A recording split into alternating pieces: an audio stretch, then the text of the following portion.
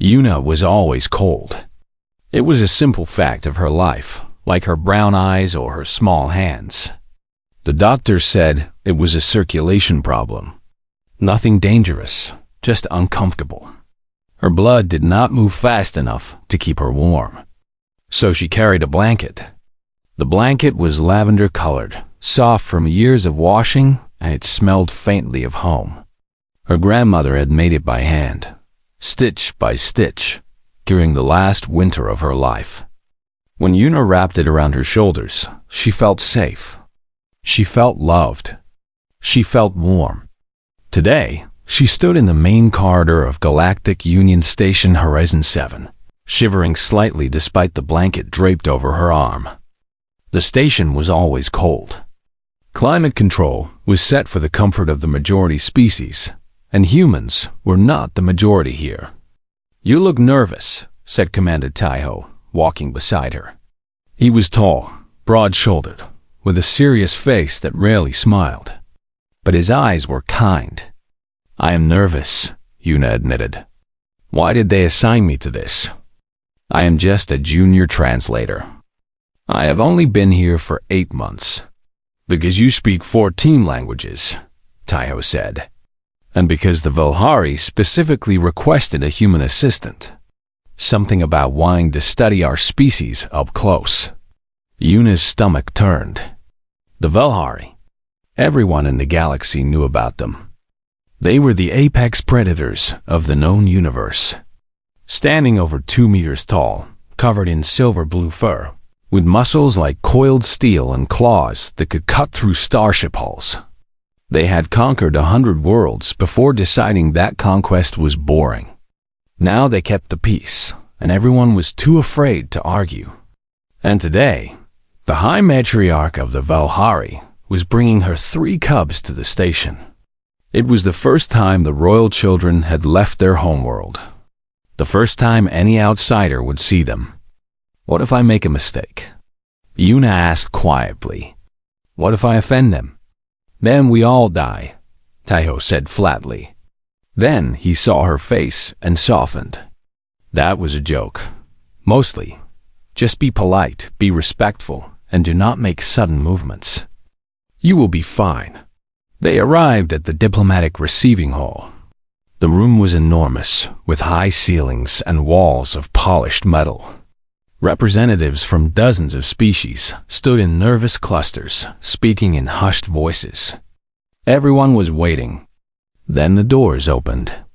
Yuna had seen pictures of the Velhari. She had watched videos. Nothing prepared her for the reality. The High Matriarch entered first. She was nearly 3 meters tall, her fur a deep silver that shimmered like starlight. Her eyes were golden, ancient, filled with the weight of centuries. She moved with the grace of a predator who had never known fear. Behind her came the cubs. They were smaller than their mother, but still towered over every human in the room. Their fur was lighter, softer, not yet marked by battle. Their eyes were bright with curiosity, darting around the room, taking in everything. Ran was the largest, clearly the eldest. His shoulders were broad, his jaw strong. He walked with confidence, already showing signs of the warrior he would become. Cerise was slimmer, more graceful. Her movements were fluid, like water flowing. Her eyes missed nothing. Kova was the smallest, but something in his gaze suggested he was the most dangerous. He hung back slightly, watching, calculating. All 3 of them looked at Yuna. She froze. Their eyes locked onto her, and suddenly she understood what it felt like to be prey. Her heart pounded. Her breath caught. She wanted to run, to hide, to disappear.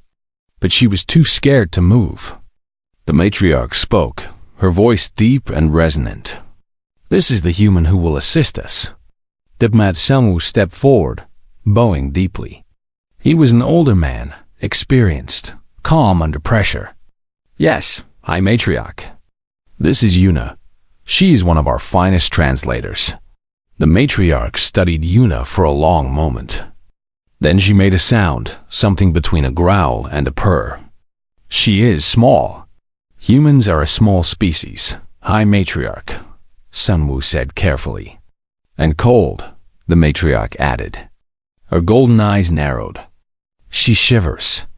Yuna felt her cheeks burn with embarrassment. She clutched her blanket tighter, wishing she could wrap it around herself and vanish. I apologize, she said quietly. I have a condition. My body does not stay warm easily. I meant no disrespect. The matriarch tilted her head. For a terrible moment, Yuna thought she had offended the most powerful being in the galaxy. Then the ancient warrior made that purring sound again. Interesting, she said. A creature that cannot keep itself warm. How do your kind survive? We adapt, Yuna said. We make tools. We make clothes. She lifted her blanket slightly. We make these. The cubs moved closer. Yuna's instincts screamed at her to back away, but she forced herself to stand still.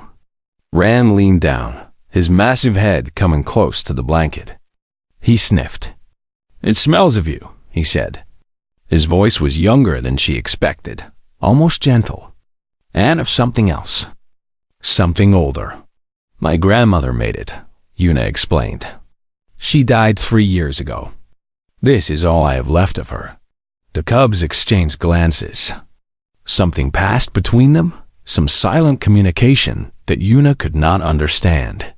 You carry the memory of your dead, Ceres said softly. You wrap yourself in their love to stay warm. Yuna had never thought of it that way. But hearing it spoken aloud, she realized it was true. Yes, she whispered. I suppose I do. The matriarch watched this exchange with ancient, knowing eyes. A small smile curved her lips, revealing teeth that could crush bone. My children, she said. We have found something rare. A soft one who carries warmth she cannot make herself. She looked at Yuna with something that might have been approval. You will do, little human. You will do. The formal reception continued, but Yuna barely noticed. She was too aware of the 3 massive predators who had positioned themselves around her. Rand stood at her back. Ceres was at her left. Kova watched from her right. They did not leave her side for the rest of the day. When Yuna finally returned to her quarters that night, she collapsed onto her bed, exhausted and confused. She did not understand what had happened. She did not understand why the cubs had chosen her. But somewhere deep inside, in a place she could not name, she felt something she had not felt in a very long time. She felt protected. And far away, in the royal guest quarters, 3 cubs curled together in the darkness. Their mother watched them from her resting place, her golden eyes gleaming. You have chosen, she said quietly. Are you certain? Rand lifted his head. She is small. She is cold. She cannot protect herself. She needs us, Ceres added. She is ours now, Kova finished. The matriarch closed her eyes, satisfied. Her children had found their first soft one. It was a sacred thing, a rite of passage. And they had chosen well. The little human with the lavender blanket had no idea what was coming. But she would learn. 3 days passed, and Yuna began to think she was losing her mind. The cubs followed her everywhere. When she walked to the translation office, they walked behind her. When she ate in the cafeteria, they sat at her table. When she worked at her desk, they arranged themselves around her like living furniture, their massive bodies taking up half the room. At first, she thought it was part of her job.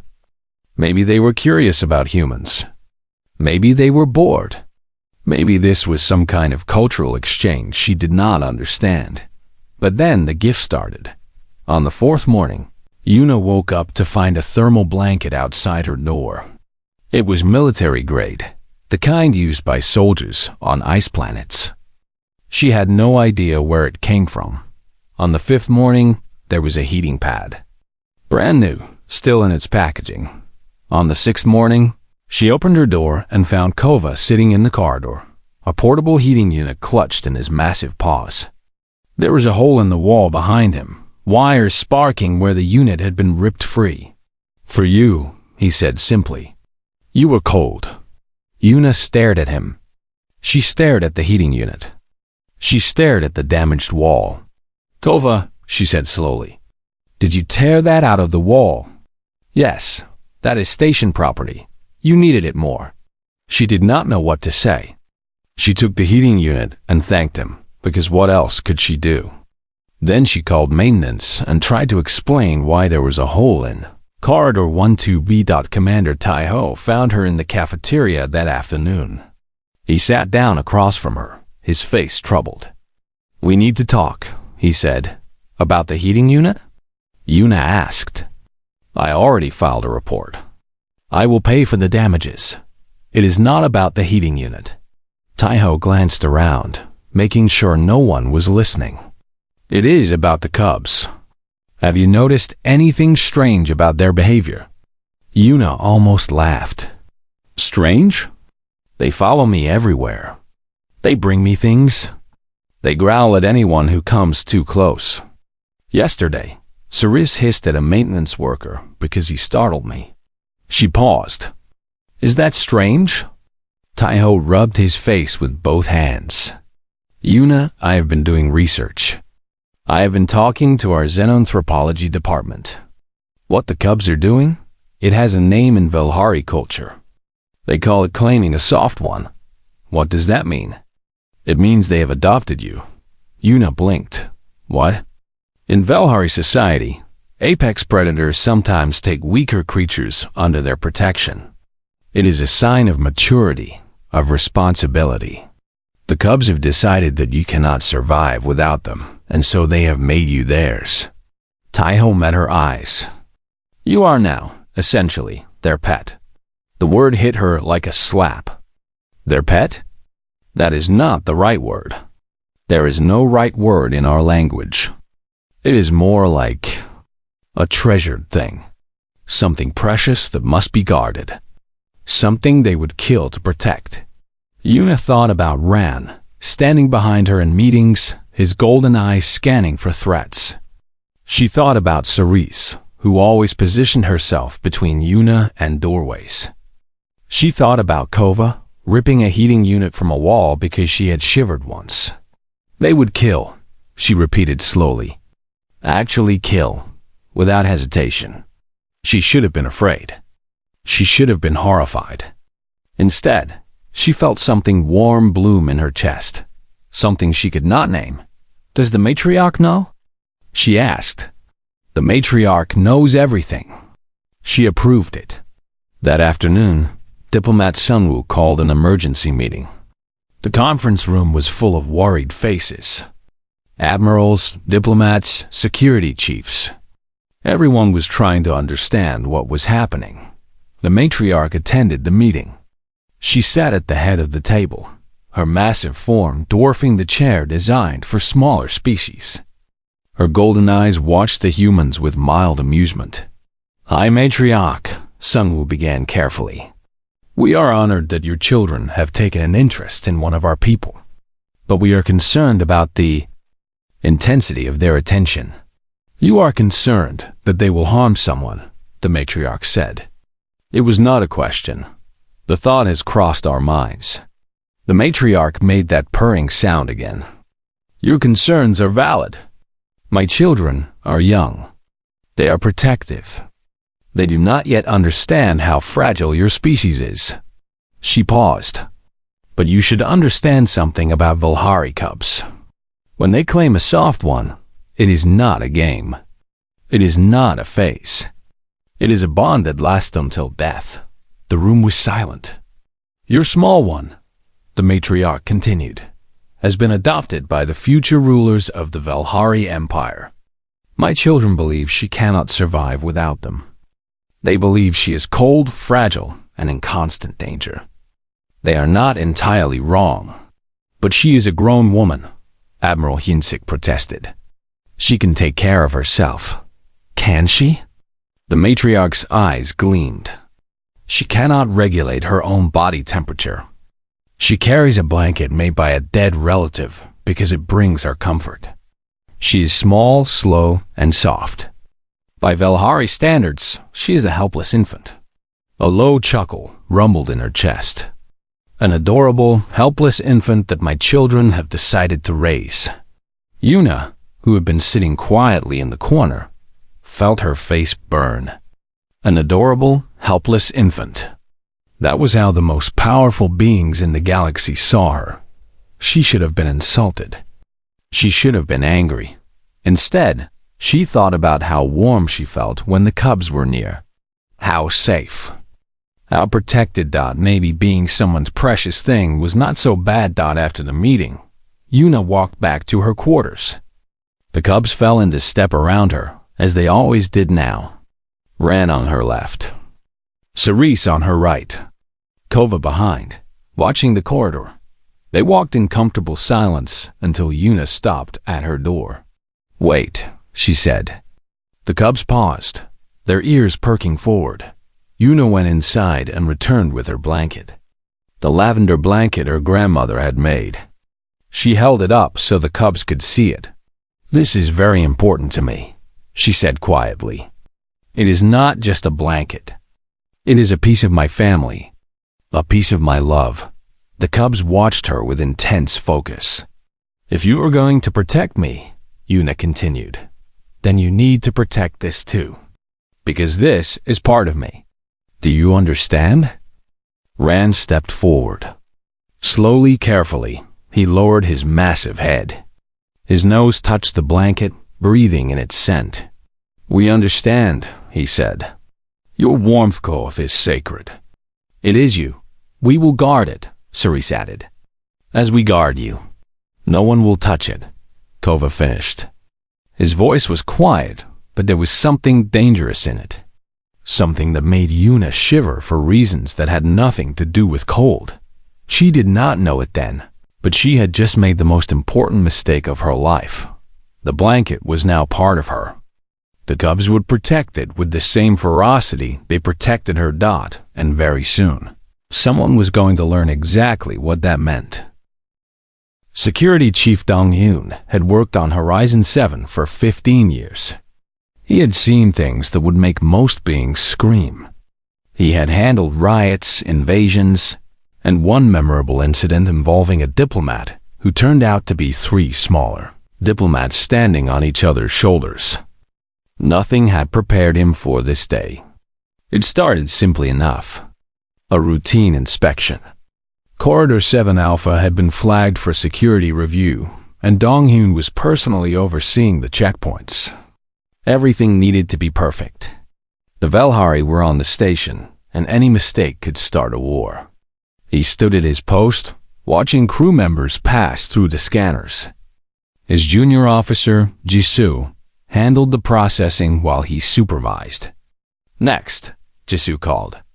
A small human woman stepped forward. Young, dark hair, eyes. She was clutching a lavender blanket around her shoulders like a child. Dong-Yoon recognized her. The translator.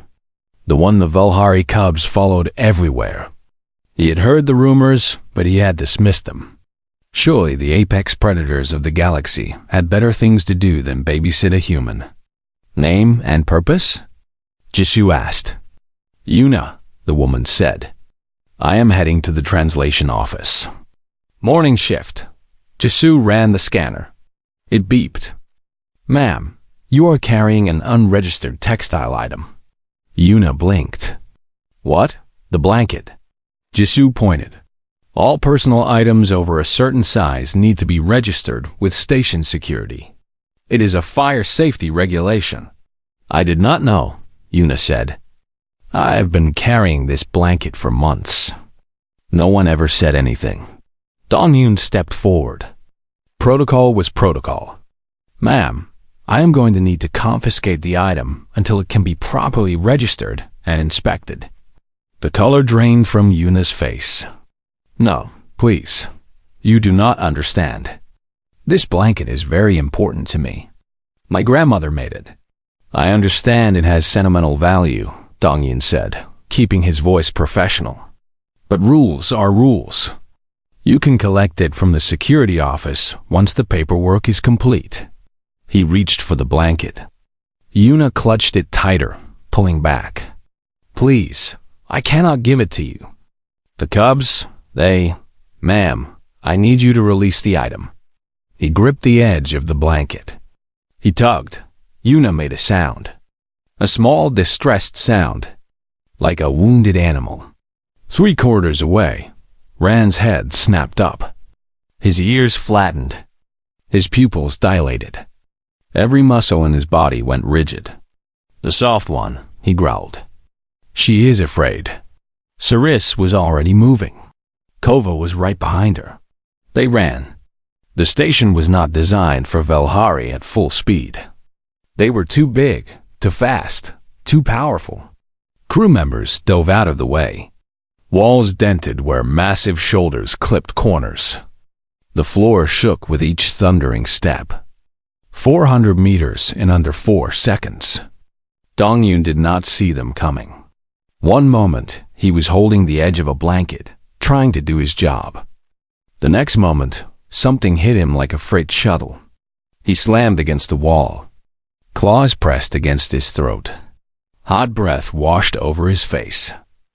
He looked up into eyes that had gone completely black. No pupils, no whites, just endless darkness filled with rage. Rand held him pinned, his lips pulled back to reveal teeth that could bite through steel. You touched her, the cub snarled.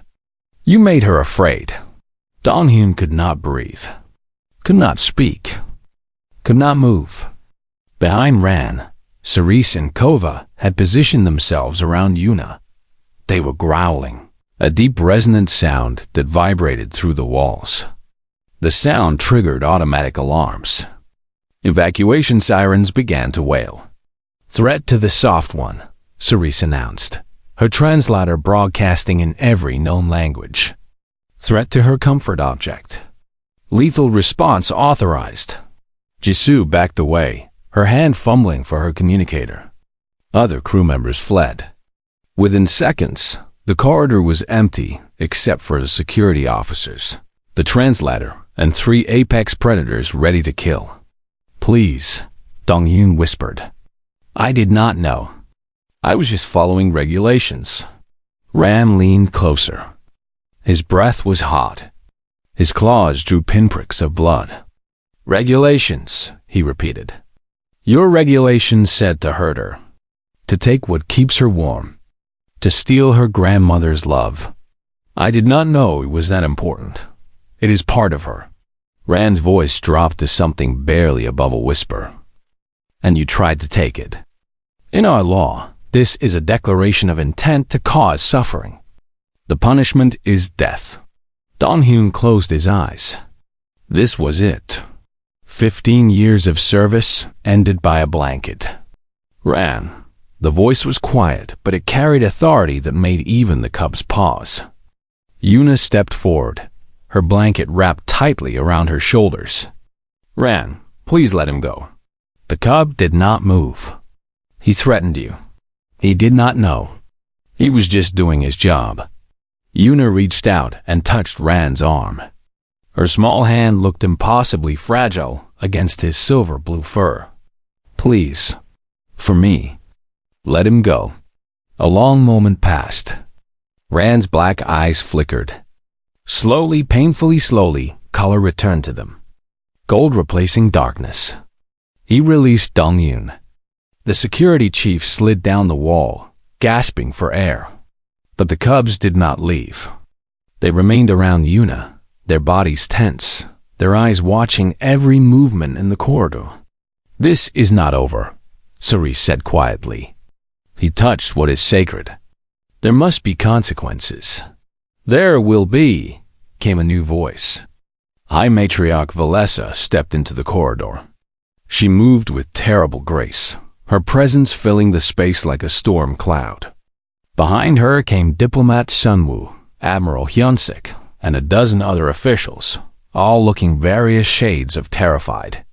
The matriarch surveyed the scene. her cubs still bristling with protective rage. The human security officer trembling against the wall, and Yuna standing in the middle of it all, clutching her blanket like a shield. "Explain," the matriarch said. Dong-Yun somehow found his voice. "Hi, matriarch. I was conducting a routine security inspection. The translator was carrying an unregistered item. I attempted to confiscate it according to station regulations." "I did not know." "You did not know," the matriarch repeated. Her golden eyes were unreadable. "You did not know that my children had claimed this human. You did not know that her comfort object was sacred to them. You did not know that touching it was a declaration of war." "I did not know," Dong-Yun whispered. The matriarch was silent for a long moment. Then she looked at Yuna. "And you, small one? What do you say?" Yuna swallowed. Every eye was on her. The fate of the station, maybe the fate of humanity's relationship with the Velhari, hung on her words. "He made a mistake," she said quietly. "We all made mistakes. No one explained the rules clearly. No one told security that the cubs had." She trailed off, not sure how to finish. "That you are ours," Kova finished for her. "And that anyone who harms you dies." "Yes," Yuna nodded. "That, no one explained that." The matriarch studied her for a long moment. Then, slowly, a smile curved her lips. "Very well, small one. We will discuss this further. But not here." She turned to the assembled officials. "There will be a council meeting, immediately. This incident has revealed failures that must be addressed." She swept out of the corridor, her cubs reluctantly following. But not before Ran turned back to look at Dong-Yun one last time. "Remember this?" the cub said quietly. "You live because she asked, not because you deserve it." Then they were gone. Dong-Yun sat on the cold floor, shaking. Jisoo knelt beside him, trying to check his wounds. "Chief?" she asked. "Are you okay?" He laughed. It was not a happy sound. "Jisoo," he said, "I need you to delete that regulation about blankets. Delete it now. And then I need a drink. Several drinks. And possibly a new career." He had survived, barely, but he knew, with absolute certainty, that nothing would ever be the same. 6 months had passed since the incident in Corridor 7 Alpha. Horizon 7 had changed. Everyone had changed. And no one had changed more than Yuna. She woke up every morning in quarters that had been specially designed for her new status. The room was always warm, heated to the exact temperature that kept her comfortable. The walls were reinforced to handle the weight of 3 Velhari cubs who refused to sleep anywhere else. And at the foot of her bed, on a specially made stand with its own climate control, rested a lavender blanket with a security clearance higher than most admirals. "Good morning, soft one," Ran rumbled as she stirred. He was curled up near the door, his massive body blocking any possible entry. Even in sleep, he was guarding. "Morning," Yuna yawned. "What time is it?" "Early." Ceris stretched beside her bed, her silver blue fur rippling. "You have meetings today. Important ones." "When are they not important?" Yuna sat up, pushing her hair out of her face. "Being a protected diplomatic artifact is exhausting." "You are not the artifact," Kova said from his position near the window. "The blanket is the artifact. You are the protected soft one of House Valessa. Same difference." She padded to the bathroom to get ready. The cubs waited patiently, as they always did. In 6 months, they had not left her side for more than a few hours at a time. When she ate, they ate with her. When she worked, they worked around her. When she slept, they slept in a protective circle. 3 apex predators ready to destroy anything that threatened their human dot. It should have been suffocating. Instead, Yuna had never felt more free. She had stopped being cold, partly because of the heating systems that now followed her everywhere. but mostly because of the warmth of being loved so completely, so fiercely, by creatures who would fight the universe for her. Her first meeting of the day was with Security Chief Dong Yun, or rather, Training Coordinator Dong Yun, as he was now known. After the incident, he had been reassigned to develop cultural sensitivity programs for station security. "The latest training module is ready for review," he said, pulling up a holographic display. His hands did not shake any more when the cubs were near. Much. "It is called Why You Should Never Touch a Human's Comfort Items, a survival guide." Yuna read through the material, nodding. The program was thorough. It covered Velhari customs, human attachment to personal objects, the concept of claiming a soft one, and most importantly, what to do if you accidentally offend an apex predator family. "This is good," she said. "Though maybe we should add a section about blankets specifically, just to be safe." Dongyin laughed. It was still a nervous sound, but genuine. "Already done. There's an entire chapter titled The Sacred Warmth Cloth, a case study." Behind Yuna, Kova made a sound of approval. After the security meeting, Yuna walked through the station to her next appointment. Crew members stepped aside as she passed, bowing their heads in respect. Not because they feared her, but because they knew who walked with her. The cubs had grown in 6 months. Ran was nearly as tall as his mother now, his shoulders broad with muscle. Saris had developed a grace that made her movements look like dancing. Kova had grown quieter, more watchful, but the intelligence in his eyes had sharpened to something almost frightening. They were becoming adults, future rulers of the Velhari Empire, and they still refused to leave Yuna's side. "You know," Commander Taiho said, falling into step beside them, "I used to think my job was to protect you. Now I realize my job is just to watch them protect you better than I ever could." "You still protect me," Yuna said, "in different ways. I file paperwork. That is my protection now." Yuna smiled. Taiho had been promoted to her official human liaison. It was a position of great importance, mostly because it meant he had to deal with the endless diplomatic complications that came with being attached to the most significant human in the galaxy. They arrived at the diplomatic reception hall. Today was a special day. The matriarch was visiting. High Matriarch Valessa stood at the center of the room, surrounded by dignitaries from a dozen species. She was still the most terrifying being Yuna had ever seen. But over the past 6 months, Yuna had learned to see past the claws and teeth to the wisdom underneath. "Small one," the matriarch greeted her. "You look well." "Thank you, High Matriarch." Yuna bowed. "You honor us with your presence." "I honor myself with my presence. You simply benefit." But there was a warmth in the ancient warrior's eyes that softened the words. "Walk with me. There is something I wish to discuss."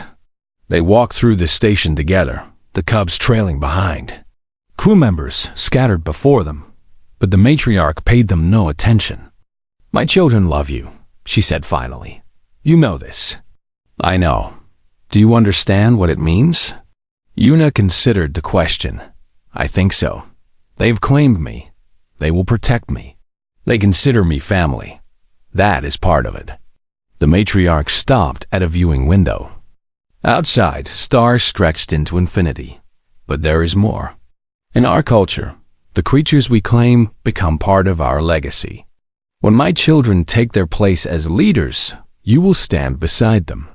Their soft one, their conscience, their reminder of why power must be used gently. Yuna's breath caught. "I do not understand." "You taught them something rare, small one." The matriarch turned to face her, golden eyes gleaming. "You showed them softness that is not weakness, warmth that is freely given, kindness that does not demand anything in return." They had never seen such things before. They did not know they could exist. She reached out and very gently touched Yuna's cheek with one massive clawed hand. "You changed them. And through them you may change our entire species." Yuna did not know what to say. She stood there, small and overwhelmed, while the weight of the matriarch's words settled over her. "I just wanted to keep my blanket," she whispered. The matriarch laughed, that rich rumbling sound that Yuna had learned to love. Yes, and sometimes the smallest things change the galaxy. That evening, Yuna returned to her quarters. She was tired, emotionally and physically. The day had been long, full of meetings and revelations and the strange responsibility of being important. She changed into comfortable clothes and retrieved her blanket from its climate-controlled stand. Then she curled up on a large cushioned area that served as the cub's sleeping space. "Room for one more?" she asked. The cubs looked at each other. Then, with a gentleness that seemed impossible for beings their size, they arranged themselves around her. Ran at her back, solid and warm. Cerise pressed against her side. Kova curled at her feet, his massive head resting near her knees. She was surrounded, enclosed, protected. And for the first time in her life, she was not cold. "Thank you," she murmured, pulling the blanket over all of them. "For everything. You are ours," Rand said softly. "There is nothing to thank. We were empty before you," Cerise added. "You filled us. You are a warmth now," Kova finished. "More than any blanket could ever be." Yuna smiled, tears pricking at her eyes. She had come to this station alone, fragile, cold, an orphan with nothing but a lavender blanket and a heart full of grief. Now she had a family. 3 terrifying, wonderful, impossible creatures who loved her without limit or condition. She was the protected soft one of House Valessa, the conscience of future emperors, the warmth that filled the hearts of apex predators. And all she had to do was be herself. Small, soft, kind. It was enough. Outside the window, stars wheeled in their eternal dance. Somewhere out there, civilizations rose and fell, wars were fought, and peace was made, and the great machinery of the galaxy ground ever onward. But in this room, on this station, 4 beings slept peacefully together. 3 hunters and their human. A family forged from the strangest of beginnings. The blanket covered them all. It was warm. It was perfect. And no one would ever try to take it away. The end. The council chamber was the largest room on Horizon 7. It was designed to hold representatives from 100 different species, with seats of every size and shape, atmosphere controls for different breathing requirements, and translation systems that could handle any known language. Today, it felt very small. High Matriarch Valessa sat at one end of the central table. Her cubs stood behind her, still tense, still watching. Across from her sat the human delegation. Diplomat Sunwoo, Admiral Hyunsik, Council Representative Mireille, Commander Taiho, and a dozen others. And in the middle, sitting alone at a small chair that made her look even smaller, was Yuna. She still had her blanket. She had refused to let go of it, and no one had dared to ask her to. "Let us be clear about what happened," Representative Mireille said. She was a tired woman with gray hair and eyes that had seen too much. A station security officer attempted to confiscate an unregistered personal item from a human translator. In response, 3 Velhari cubs nearly killed him. "Is that correct?" "That is correct," the matriarch said calmly. "And you believe this response was appropriate?" The matriarch tilted her head. "By Allah, yes." The security officer reached for something that brings comfort to one my children have claimed. In Velhari culture, this is a declaration of intent to cause suffering. My cubs responded appropriately to protect their soft one. "With lethal force," Admiral Hyunsik said, "against an unarmed officer who was following station regulations." "Your regulations," Cerise spoke up, her voice sharp, "demanded that our human be stripped of her warmth, of her grandmother's love, of her protection against the cold that her body cannot fight. The young Galhari's eyes flashed. In what universe is this acceptable? It is a fire safety regulation, someone muttered from the human side. Then your fire safety regulation is an act of war, Rand growled. The tension in the room spiked. Hands moved toward weapons. Guards shifted their positions. For a moment, it seemed like violence would erupt. Then Yuna stood up. She was so small compared to everyone else. A tiny human woman in a lavender blanket, standing in a room full of warriors and diplomats and beings who could destroy worlds. But when she spoke, everyone listened. May I say something? The matriarch nodded. Speak, small one. Yuna took a deep breath. I think everyone made mistakes today. Security Chief Dongyan did not know about the cubs. He did not know that they had claimed me, or that my blanket was sacred to them. He was just doing his job. He should not die for that. She turned to face the cubs. And ran Cerise Kova. I know you were trying to protect me. I know you were scared for me. But you nearly killed a man who meant no harm. That is not protection. That is, she struggled for the right word. That is too much, she finished quietly. I do not want people to die because of me. I do not want to be afraid that every small misunderstanding will end in blood. The cubs exchanged glances. For the first time since the incident, uncertainty flickered in their eyes. We only wanted to keep you safe, Kova said. His voice was smaller than usual. Almost like a child's, I know. Yuna's expression softened. But there has to be a better way. We need to explain things. We need to make sure everyone understands the rules. Both your rules and ours. She looked back at the human delegation. And we need to update our regulations. If a piece of clothing can start a war, maybe we should not have rules that require confiscating them. Representative Myre leaned back in her chair. Despite everything, a small smile tugged at her lips. The translator makes a valid point, she said. This incident occurred because of a failure of communication. Neither side understood the other's customs, and a routine interaction became an international crisis. So, what do you propose? Admiral Hyunsik asked. Education, Diplomat Sumwu said, speaking for the first time. We need cultural exchange programs. Training for station security. Clear guidelines about Volhari customs and what they consider sacred. And the cubs? The matriarch asked. What would you have me do with them? Punish them for protecting their soft one? A heavy silence fell over the room. Then Yuna spoke again. I do not want them punished, she said. They are my family now. The word felt strange on her tongue, but also right. They made a mistake because they love me too much. That is not a crime. That is just learning. The matriarch studied Yuna with those ancient golden eyes. For a long moment, no one breathed. Then the great warrior laughed. It was a rich, rumbling sound that echoed through the chamber. Not mocking, not cruel.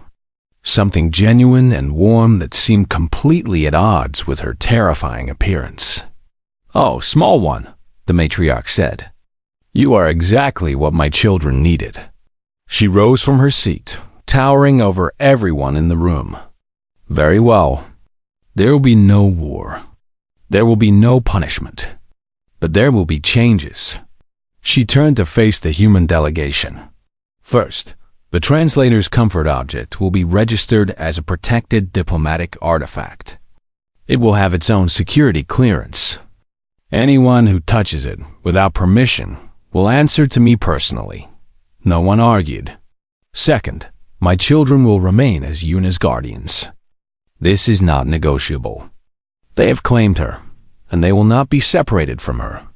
Yuna felt a warm presence at her back. The cubs had moved closer, surrounding her like a living shield. Third, there will be cultural exchange. Your security officers will learn our customs. Our young ones will learn yours. This incident will not be repeated. The matriarch fixed her gaze on Admiral Hyansik. And fourth, the security officer who caused this incident will not be harmed, but he will receive additional training, extensive training, about why one should never, under any circumstances, attempt to take a comfort object from a small, cold human. Admiral Hyansik nodded quickly. That can be arranged. Good. The matriarch turned back to Yuna. Her expression softened in a way that made her look almost gentle. You showed wisdom today, small one. You could have let my children take revenge. You could have used this incident to gain power or favor. Instead, you asked for peace. Yuna shrugged. I just wanted everyone to stop fighting. It seems silly to start a war over a blanket. It is not silly, Rand said quietly. It is you. You are never silly. Your warmth matters, Cerise added. We will always protect it, Kova finished. Yuna felt tears prick at her eyes. She had come to this station alone, cold and afraid. Now she had 3 apex predators who would fight the galaxy for her. 3 massive, terrifying, impossibly gentle creatures who had decided she was worth protecting. Thank you, she whispered. The meeting continued for another hour, working out details and protocols. But the crisis was over. The war had been averted. And somehow, against all odds, a small human translator had become the most important person in the room. When it was finally over, Yuna walked out of the council chamber with her cubs. Commander Taiho fell into step beside them, shaking his head. You know, he said, I think you just became the most politically significant human in the galaxy. Yuna pulled her blanket tighter. I just wanted to keep my blanket. And now your blanket has a higher security clearance than most admirals. She laughed. It was a tired sound, but genuine. My grandmother would have thought that was hilarious. Behind her, the cubs exchanged glances. They did not understand human humor, but they understood that their soft one was happy, and that was enough. It was more than enough. It was everything.